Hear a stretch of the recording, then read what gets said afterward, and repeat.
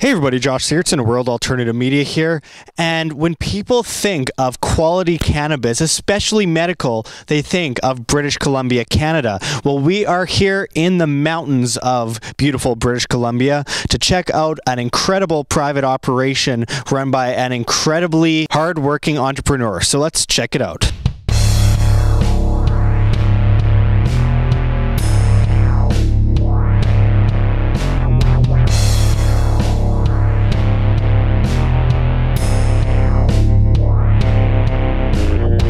I'm Chad Jackett from Liberty Farms and Grassroots Medicinals and the Cannabis Growers of Canada. So can you show us a bit of your operation here? Yeah, sure, for sure. So I got a mixed bag of stuff over here. A lot of it's already been plucked out. We're a little bit late in the season now, but yeah, we had pumpkins and squash, tomatoes. How important is self-sustainability to you? Extremely important. I think it should be important to everybody. So what do we got here? So in here we have basically some research and development stuff. It's all kinds of different strains that I've just got in a little tiny greenhouse here that I'm testing for the conditions in British Columbia, basically just seeing what will actually finish in our weather and what I'll get out of them and the differences from growing them inside or outside. And a lot of strains, you know, you'll try them inside and they won't actually finish in the BC conditions or in Canadian conditions, really. We have a pretty short season compared to other places, and a lot of the time you just don't make it. So it's all experimental, and you know, every year that goes by you learn something new and you discover new strains that might, you know, be suitable for the environment, and yeah, it's a lot of fun.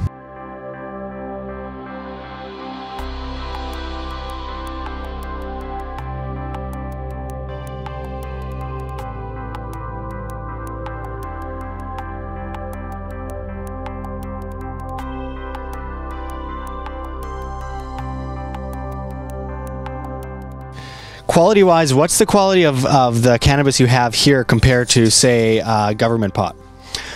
You know what? Here it's a lot better cannabis, and grown outside cannabis isn't the most high-end cannabis because it's more, you know, suitable. It's more susceptible rather to the environment, and there's bugs on it and all kinds of different things, but there's absolutely zero pesticides that's used here whatsoever. So on that case, then it's extremely, you know, superior to LP products.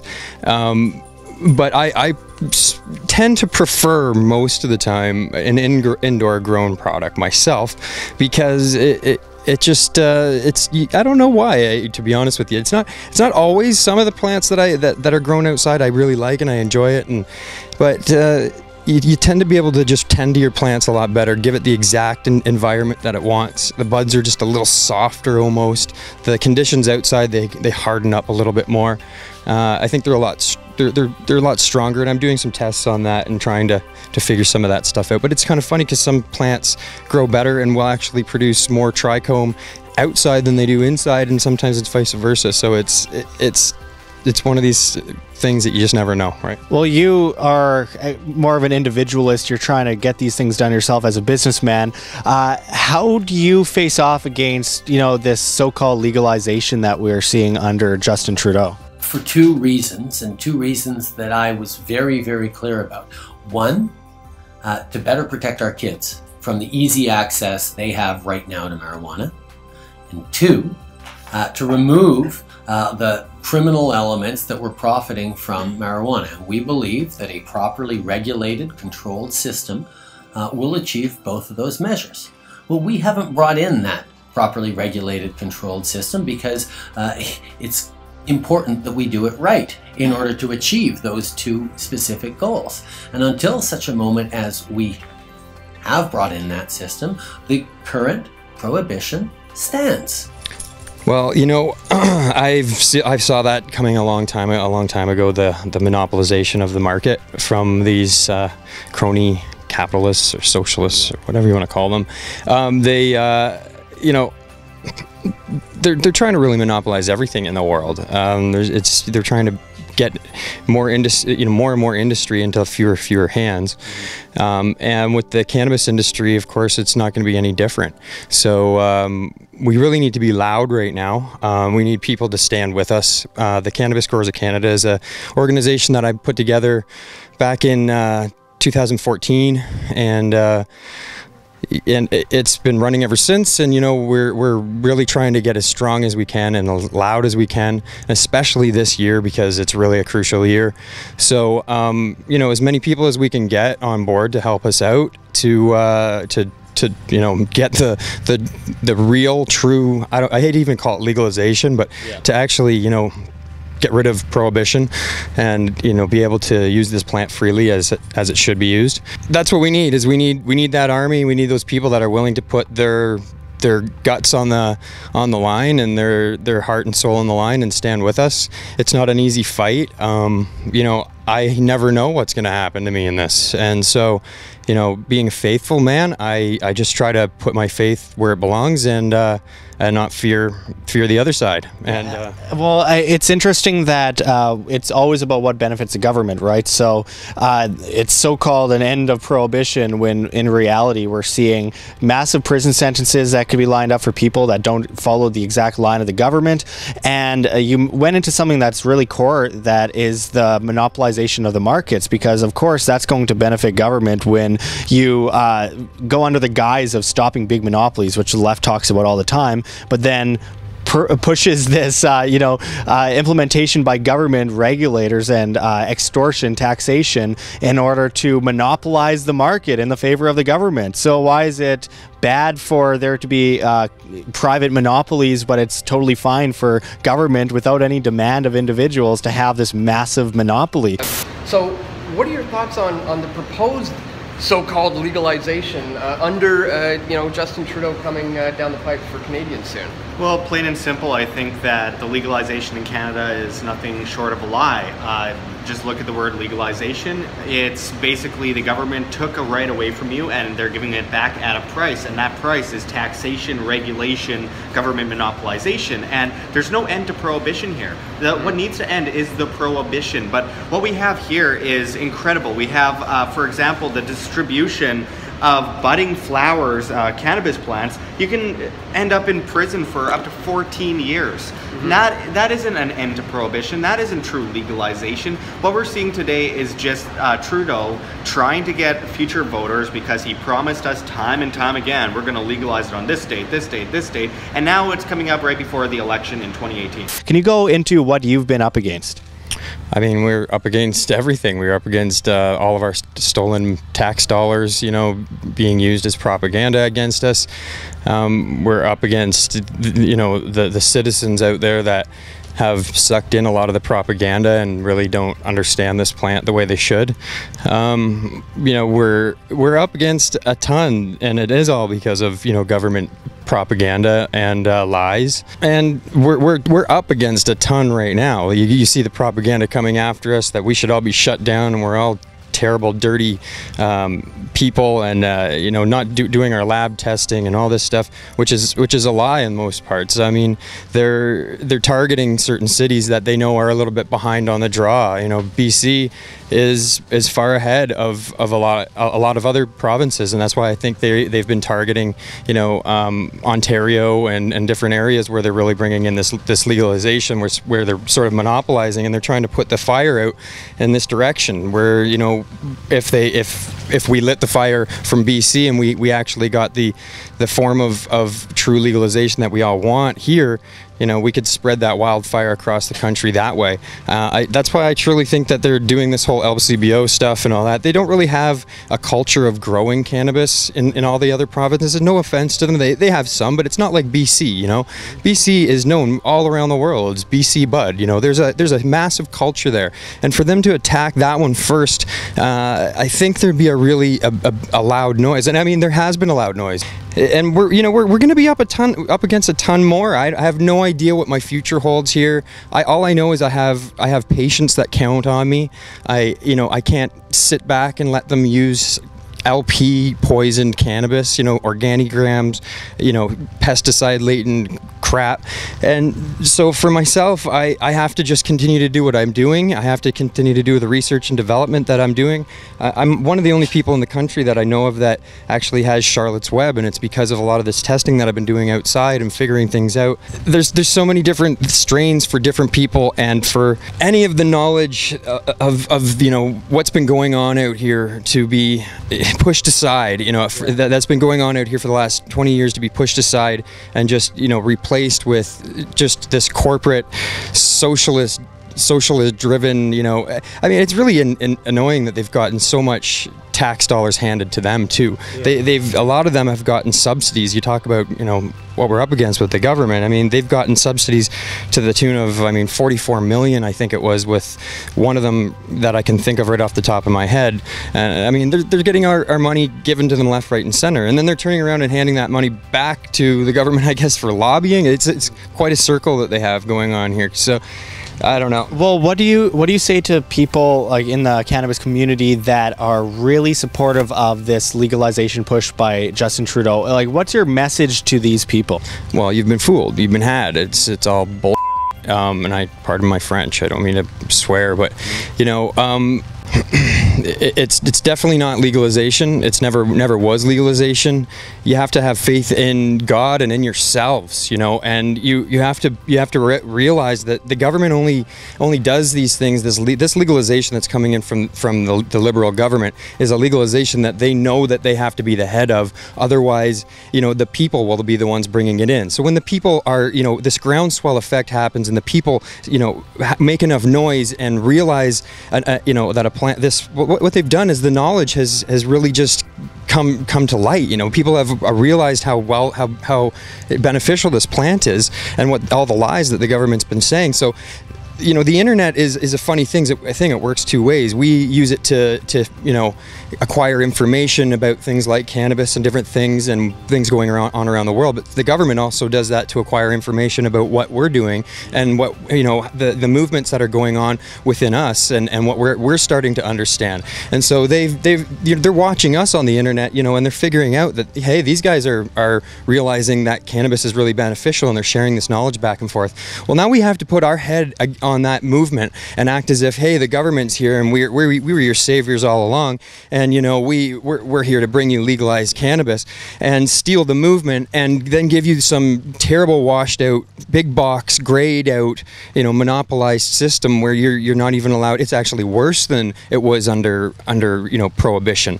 So it's it's brutal, man. And I really just hope that the Canadian people really rise up and wake up to all this stuff, because truly, if you can grow a plant in your backyard and you don't have to, get hooked on pharmaceutical drugs, that's a huge thing. I mean, pharmaceutical drugs are a terrible thing. I know, because I was on a lot of them myself, and it's not an easy thing to get off of. You don't even realize that you're actually going down the path of being addicted to something, because you just think you're taking something to get out of pain, and my doctor told me that, and you go down this pathway. Before you know it, you've lost yourself.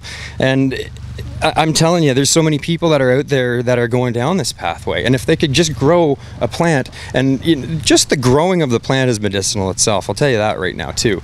But if they can just grow a plant that actually helps 80% of the things that pharmaceutical drugs are actually helping them with, then I think that's super beneficial to people, and I think it's not very beneficial to the powers that be in the pharmaceutical industries and those that want to control us and want to benefit from our suffering. Absolutely. People shouldn't settle for less. They should always settle for nothing less than freedom, and I think that's a great way to end it off. But Chad, I wanted to kind of go quickly into the farm to table kind of aspect. So what does it take to get from here on the farm to the dispensary to the table?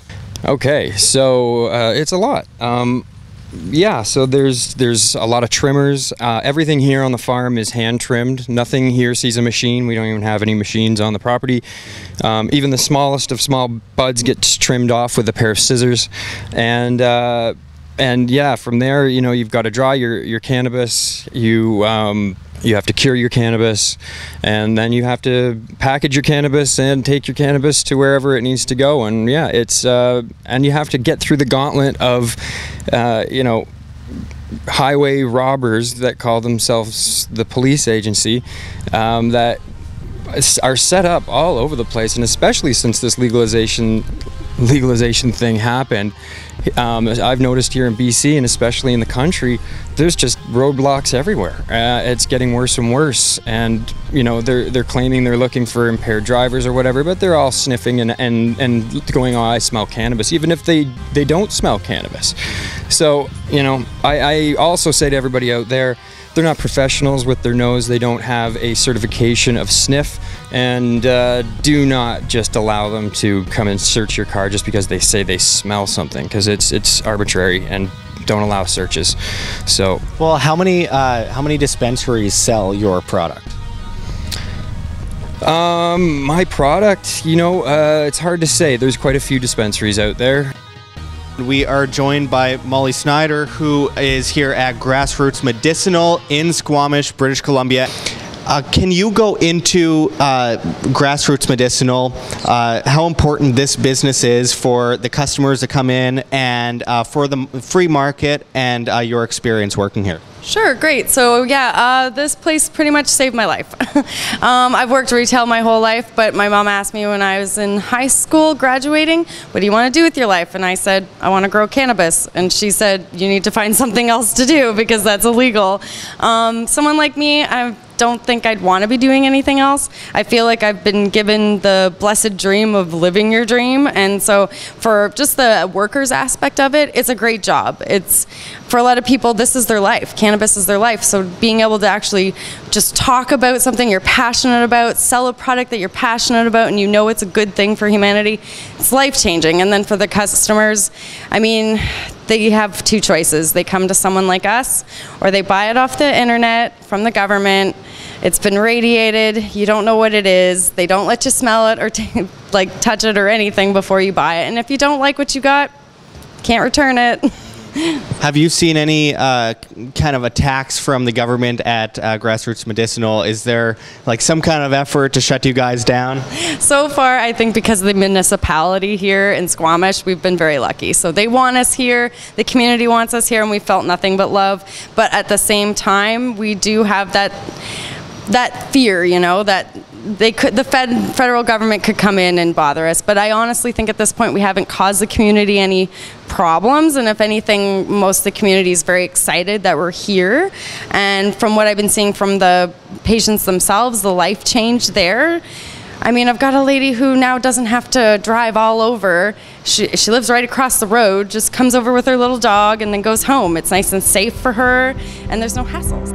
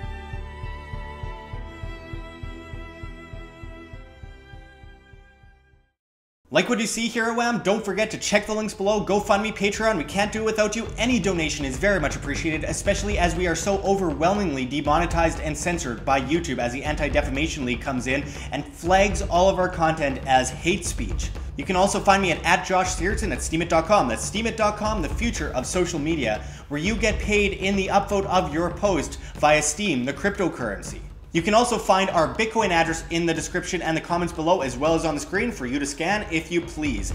And don't forget to come on down to Acapulco in Acapulco, Mexico in February, one of the best events of the year, and you can save money on your tickets by typing in promo code WAM. That's W-A-M. We'll leave the link below for you, and until next time, don't forget to subscribe. This is Josh Sigurdson signing out from World Alternative Media. Find the truth, be the change.